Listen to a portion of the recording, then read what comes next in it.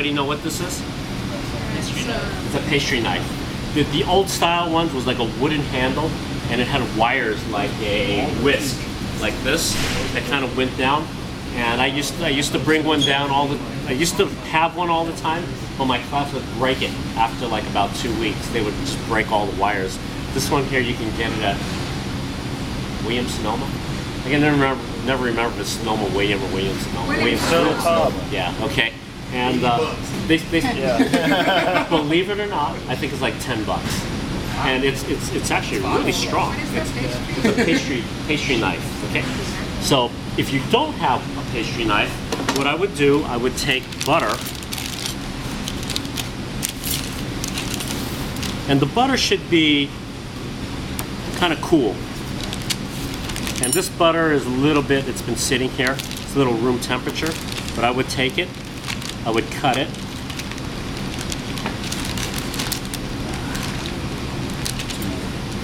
yeah, I should have got some butter from the fridge. That's okay. And then cut it into small pieces like this.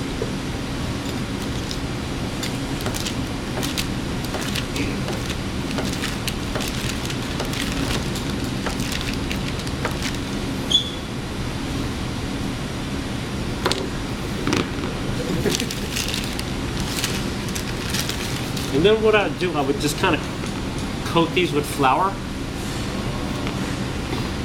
Okay, so they kind of stay separate. And if I didn't have the pastry knife, I would just take this, butter, and I would just kind of, in my fingers, I would kind of flake it. See how they just kind of little flakes in there? Okay. I would just flake it. So I'd have a handful of these and just kind of flake it and flake it. And you just, every now and then, as you flake it, you recoat the exposed butter with the flour.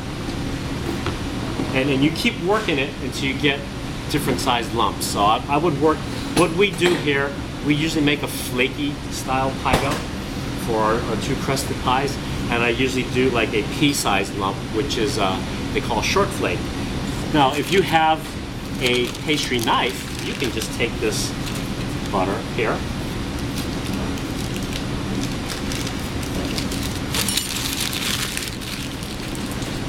That's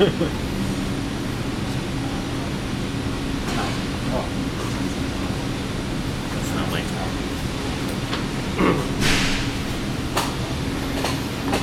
You can just take this pastry knife and you can just start cutting this butter into little pieces like this here.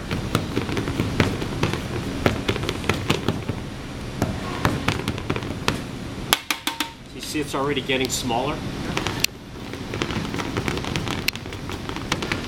See, Jason, it doesn't fly out as much when you have a Jonathan, sorry. It doesn't fly out when you use a bigger dish pan. Okay, every now and then, make sure it's coated. The exposed butter is coated with the flour. And then you just keep going.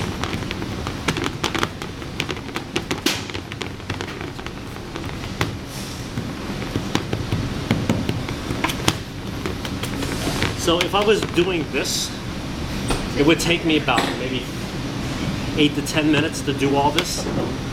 Okay, you see that? How long did that take? Was it even a couple minutes? Okay, so what size would you say these lumps are? They're not pea size, huh? Okay. So these are kind of like shelled walnuts. About like if you shelled a walnut, they're about that size. Okay. So there's really two types of pie dough. There's flaky pie dough and there's mealy pie dough. Okay. So we usually make, like I said, we usually do that would make a long flake, and if you get this down to pea size, then that would be a short flake. So flaky pie dough implies flakiness, right? And you would use a flaky pie dough usually for like two crusted pies, or you can do like for your cream pies or lemon meringue pies, those kinds of things. A short flake pie dough would be perfect for that. Long flake pie dough is flakier, has a nice flakier texture to it. but it's great only for a top crust. And if you use it on a bottom crust, it absorbs too much moisture and it gets soggy really easy. So here we've got smaller sized lumps. Okay, this is going to be more your short flake. Now, if you keep going, you're going to get something that looks more like this here. See, they're even smaller. It could be even a little smaller than that. And if you get it down to that point, that's going to be your mealy pie crust. Mealy pie crust, anybody know what you'd use a mealy pie crust for? Uncrusted pies? Uncrusted pies. Well, actually what happens is as you work the shortening in more and more, it's starting to waterproof the flour. It's coating more and more of the flour. So the further down you incorporate the fat into the flour, it becomes more water resistant. Okay, is that a clue to what you might use it for? Water-based dishes? So pies that have a very wet or moist filling. Fruit pies? Like what? Fruit pies? Actually, not necessarily a fruit pie, but what? Blueberry pie, apricot pie. No, like a custard pie or pumpkin pie.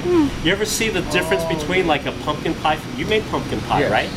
Okay. How was that filling different from like the blueberry filling or the apple filling? Oh, that thing was just like, It was like water. Yeah. It was like water, Yes. and as opposed to like here's this apple pie filling here that we made. Does that look real watery? Oh, it's watery? Oh, come on. Can you do that with pumpkin pie filling? No. No, it would just all drip out. Okay. All right. So by incorporating the fat more into the flour, it becomes more waterproof. So when you have a really wet filling, like a custard pie, quiche, pumpkin pie, those are the ideal uses for a mealy pie crust. All right. So a short dough pie dough is good for what? Top crust and bottom crust, right? Long flake is only good for top crust, and mealy pie dough is only good for. But yeah, most of those custard pies, are they going to have a top crust? No. No, they're not. They're usually open face, right? Okay, so that's the difference between the flaky and the mealy. All right, so over here we have our kind of short flake we're shooting for, and the last component is the water. Okay, so we used to buy a commercial pastry flour, and when we had the commercial pastry flour, the 3-2-1 worked perfect. I find now when we do the 3-2-1 with our formulated flour, I find we have to add a little bit more liquid. Now, is the temperature of the liquid important when you're Yes. adding it? Yes. Why? It'll melt the butter. What's that? It'll melt the butter. Yeah, if the liquid is too warm, it's going to melt the fat, especially if you're using butter. And then if it melts the butter, what's going to happen to your crust? Right. It's not going to be what? It's gonna be flaky. It's not going to be flaky. That's right. Because remember how, see these little lumps of butter in here? When it's mixed in, when you roll that dough out, you actually have little layers of butter in there. You know the puff pastry? We make those little puff pastry squares. You know how they make puff pastry? No. They make a dough. They make a dough, and then they put a pat of butter inside. And then they roll it out, and they keep folding it. So it's got a lot of layers of dough and fat and dough and fat. And when you bake it, it puffs up. So in one sense, this is kind of like puff pastry, but we're not taking it as far. We ever see the butter be really cold? Sometimes they put it in the freezer for Yeah, you know, 15 minutes, if the butter was like really cold, it's almost hard to mix. Okay, but so here you notice I have ice cold water. Okay, and in this case I found, so if it was a 3-2-1, that was 3 pounds of flour, so we would need 2 pounds of liquid. Is that correct? 1 pound. 2. Oh, I'm sorry, 1. The fat, yeah, 1 pound. So we need what, 1 pint? Yeah. So that's 16 ounces.